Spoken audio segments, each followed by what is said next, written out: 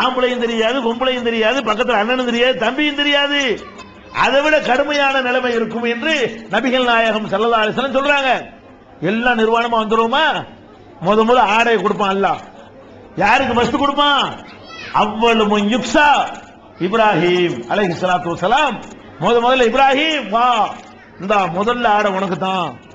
எல்லாம் நிர்வாணமா இருக்கும் பொழுது முதல்ல யாருக்கு ஆடை? இப்ராஹிம் நபிக்கு ஆடை. புகாரியில நபிகள் நாயகம் ஸல்லல்லாஹு அலைஹி வஸல்லம் சொன்னது ஆதாரப்பூர்வமாக பதிவு செய்யப்பட்டிருக்கிறது. அப்ப இப்ராஹிம் நபி அந்தஸ்து உங்களுக்கு விளங்குதா?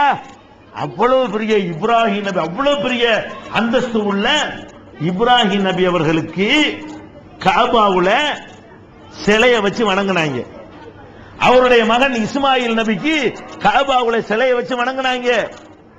நம்ம வணங்குறோமே நாகூராரு, மைதீன் அப்துல் காதர் ஜிலானி, இது எல்லாம் விட இப்ராஹிம் நபி சிறந்தால் தானே.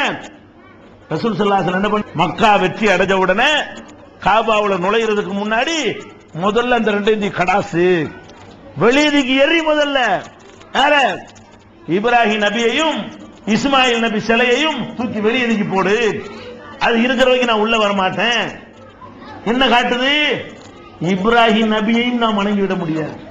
சமாதியாகவும் வணங்கக்கூடாது, சிலையாகவும் வணங்கக்கூடாது, எந்த ரூபத்திலும். உசுரோட இருந்தாலும் வணங்கக்கூடாது, இறந்தாலும் வணங்கக்கூடாது. ஈசா நபி உசுரோட வேற இருக்கிறாங்க, அதை வணங்கினவனே இப்படி ஆயிட்டாங்க. ஈசா நபி உயிரோட இருந்து கூட அவங்கள வணங்கின ஆட்கள் என்ன ஆயிட்டான்? நிராகரிப்பாளர் ஆயிட்டான்னு சொன்னா, இந்த அடிப்படை கூட விளங்காமல் செத்தவர்களை வணங்குகிறீர்களே, இதை கேட்டா குழப்பவாதியா? ஏன் இதை கேட்கிறோம்? அடித்தாலும் இதை சொல்லுவோம், நீங்கள் உதைத்தாலும் சொல்லுவோம், அடக்குமுறைகளை கட்டவிழ்த்து விட்டாலும் சொல்லுவோம். ஏன் சொல்றோம்? நீங்கள் நிரந்தர நரகத்திற்கு போகக்கூடாது என்பதற்கு சொல்கிறோம். எதுக்கு இதை சொல்றோம்? இதை சொல்லலைன்னா எங்களுக்கு மாலை போடுவீங்களே, இதை சொல்லலைன்னா அப்படி பள்ளிவாசல்ல போய் உட்கார்ந்து பேசுவோம். நாங்க இதை சொல்லலைன்னா மெம்பர்ல ஏற்றி விட்டு பேச சொல்லுவீங்களே, அதை நாங்க விரும்பல. நீங்க நரகத்துக்கு போகக்கூடாது, நீங்கள் நிரந்தர நரகவாசி ஆயிடக்கூடாது. இதை செய்த பிறகு ஒருத்தன் தொழுதாலும் நன்மை இல்லை. அல்லாஹ் குர்ஆன்ல சொல்றான், வமன் யுஷ்ரிக் பில்லாஹ் ஃபகத் ஹர்ரமல்லாஹு அலைஹில் ஜன்னத். யார் ஒருத்தன் அல்லாஹ்வுக்கு இணை கற்பிக்கிறானோ அவனுக்கு சொர்க்கத்தை அல்லாஹ் ஹராமாக்கிட்டான்.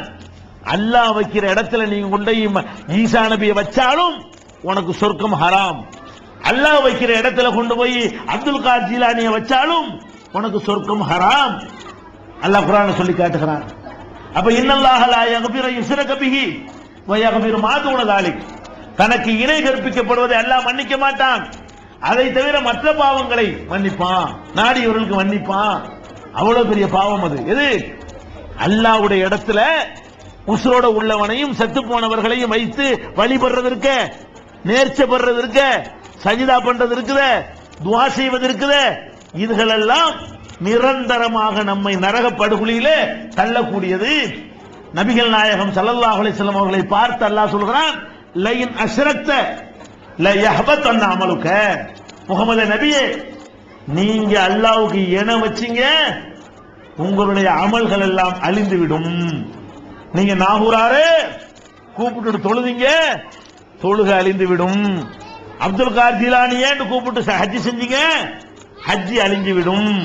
சதக்கா அழிந்துவிடும், திக்ர் அழிந்துவிடும், தஸ்பீஹ் அழிந்துவிடும். கோழி முட்டை தான் வாங்குவீங்க. அதுக்குத்தான் கத்துறோம். இதுல என்ன லாபம் எங்களுக்கு? எல்லாரும் சொல்றத சொல்லிட்டு போனா லாபமா?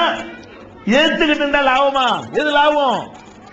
எல்லாரும் சொல்றத சேர்ந்து போனா அதிக மக்கள், அதிகமான பேருடைய ஆதரவு, ஏன் எதிர்ப்பு? என்ன வேண்டாலும் நடக்கும் என்கிற நிலையில் தான் நாங்கள் வந்தோம். அனுமதி மறுக்கப்படுதுன்னு எழுதி தந்தார்கள். என்ன நினைச்சு வந்தோம்? நீ மறுத்தாலும் சரி, உன் துப்பாக்கி தூக்கி நீட்டினாலும் சரி, நடக்கிறது நடக்கும் வர்றோம். பயப்பட்டோமா? ஏன் வர்றோம்? ஏன் அனுமதி மறுக்குது? அவங்கள மாதிரி கச்சேரி நடத்த வந்தா அனுமதி மறுப்பாங்களா? அவங்கள மாதிரி மீலாது விழா நடத்த வந்தா மறுப்பாங்களா? அனுமதி மறுக்கப்படுதுன்னா என்ன மறுக்கிறது? மண்டபத்தில் நடத்த நீ யாரையா மறுக்கிறது? மறுத்து பாத்துக்க அப்படின்னு வந்தமா இல்லையா? என்ன வேண்டாலும் நடக்கலான்னு தானே வந்தோம். நடக்கல, கூட்டம் நடக்குது. நாங்க வரும்போது அந்த நிலையில வந்தோம். அடிதடி நடக்கலாம், தடியடி நடக்கலாம், துப்பாக்கி சூடு நடக்கலாம். அதுக்கெல்லாம் நாங்க பயப்பட மாட்டோம். இதுக்கெல்லாம் 5-25 நாங்க பார்க்காத அடியும் இல்லை, உதையும் இல்லை, வெட்டும் இல்லை, குத்தும் இல்லை, அவ்வளவு வாங்கி இருக்கிறோம். பின்வாங்க மாட்டோம். ஒரு காலத்திலையும் முன் வச்ச கால பின் வைக்கிற பேச்சுக்கு இடம் கிடையாது. போய்கிட்டே தான் இருப்போமே தவிர நீங்க மிரட்டு ஊரே திரண்டு நின்று என்ன செஞ்சீங்க? ஒரு நோட்டீஸ் கொடுத்ததற்காக மேல் விசாரத்தில் என்ன செஞ்சீர்கள்? நோட்டீஸ் கொடுத்தா என்ன எழுதிருக்குன்னு பார்க்கலாம், படிக்கலாம். அதுல படிக்க விருப்பம் இல்லாட்டி வாங்கி கிழிச்சு போட்டு போகலாம். 4 பேரை சேர்ந்து 4000 பேர் ஒன்னா சேர்ந்து ஏறி மிதிக்கிறது இது இஸ்லாமா? நோட்டீஸ வாயில திணிச்சுக்கிட்டு அடிக்கிறது இஸ்லாமா? இதை செஞ்சீங்களா இல்லையா? செஞ்சு என்ன சாதிச்சிட்டீங்க? இந்த வந்துட்டோம், அவ்வளவுதான். அன்னைக்கு தடுத்தீங்க, இன்னைக்கு வந்தோம். நாளைக்கு என்ன? தெருவுலையும் வருவோம். நாளை கழிச்சு என்ன? நாளை கழிச்சு என்ன? பள்ளி வாசலுக்கு உள்ளேயும் வருவோம். அதனால நினைக்கிறாங்க பிள்ளை அடிச்சுவா ஓய் போயிரும். இதெல்லாம் பார்த்து பார்த்து புளிச்சு போன விஷயங்கள். இதற்கெல்லாம் தௌஹீதை சேர்ந்த ஊர் ஏன் மறுமைக்கு சொல்றோம்? அரசியல் நினைக்கிறதுக்கு சொல்றோமா? அரசியல் ஆதாயத்துக்கு சொல்றவனா இருந்தா இதுக்கு பயந்து ஓடி போயிருவான். நீ அடிச்சா அது நன்மை, சுண்ணத்துன்னு எடுத்துக்கிடுவோம். ஏன் அடி வாங்குறது ரசூலுல்லாஹ்வுடைய சுன்னத்து. ரசூல் ஸல்லல்லாஹு அலைஹி வஸல்லம் சுன்னத்து ஆடி வைக்கிற மட்டும் சுன்னத்து இல்ல, அடி வாங்குறது சுன்னத்து. அடி வாங்கினாங்கல்ல, ஊரை விட்டு விரட்டுறீங்களா, அதுவும் சுன்னத்து. சொத்துக்கள்லாம் பறிச்சுக்கிறீங்களா, அதுவும் சுன்னத்து. எல்லா நபிமார்கள் சுன்னத்துங்க. அது நபிமார்களுடைய சுன்னத்து என்று எடுத்துக்கொள்ளக்கூடிய சமுதாயம் இது, விளங்கிக் கொள்ளணும். அப்ப நம்ம என்ன சொல்றோம்? முஸ்லிம் அல்லாத மக்களுக்கு இஸ்லாத்தை சொல்வது போல முஸ்லிம் என்று சொல்லிக்கொண்டு இப்படியான காரியங்களை ஈடுபடுறாங்களே, அல்லாஹ்வுடைய இடத்துல கொண்டு போய் மனிதர்களை வைக்கிறாங்களே, மனுஷங்கால உழுவுறாங்களே, தெய்வமாக்க பார்க்கறாங்களே. ஒரு கடவுள் தானே, ஒரு கடவுள் கொள்கை தானே இந்த மார்க்கத்தினுடைய தனிச்சிறப்பா இருக்கிறது. அதுக்கு குளியோடு புதைக்க பார்க்கறாங்களே. அப்படிங்கிற அடிப்படையில் தான் நாங்க சீர்திருத்த பணியை செய்கிறோம். இது தப்பா? இது ஒரு பக்கம் அடிப்படை கொள்கை. இன்னும் போனால் நபிகள் நாயகம் ஸல்லல்லாஹு அலைஹி வஸல்லமுடைய பொன்மொழிகளை தேடி பார்க்கிறோம். ஒரு மனுஷன் இறந்துட்டா, இந்த இறந்த ஆளுக்காக வேண்டி தர்கா கட்ட அனுமதி இருக்குதா? இறந்த ஆளுக்காக வேண்டி கூடு எடுக்க அனுமதி இருக்குதா? வணங்கலன்னு வை, கட்டடம் கட்ட அனுமதி இருக்கா? நபிகள் நாயகம் ஸல்லல்லாஹு அலைஹி வஸல்லம் அவர்கள் நஹா ரசூலுல்லாஹி ஸல்லல்லாஹு அலைஹி வஸல்லம் அன் யுப்னல் குபூர். நபிகள் நாயகம் ஸல்லல்லாஹு அலைஹி வஸல்லம் அவர்கள் கபர்களை கட்டுவதற்கு தடை செய்தார்கள்.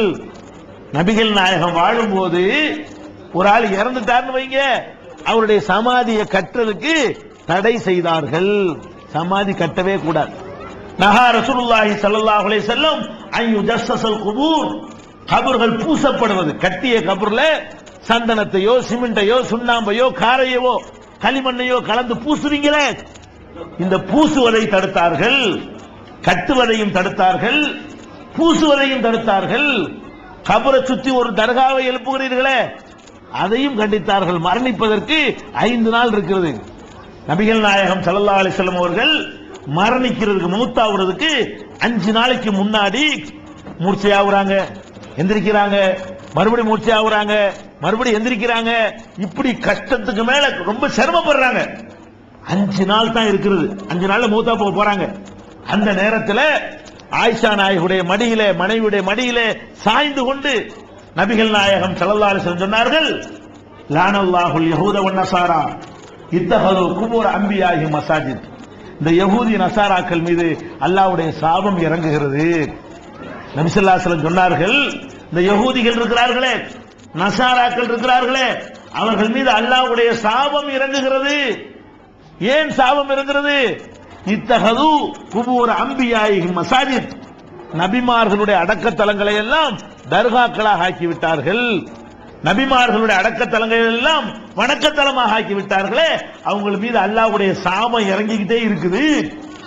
ஏன் சொன்னாங்க? இந்த நேரத்தில் ஏன் சொன்னாங்க? அதாவது மரணத்திற்கும் உயிருக்கும் போராடி கொண்டிருக்கிற அந்த நேரத்தில் ஏன் சொன்னாங்க?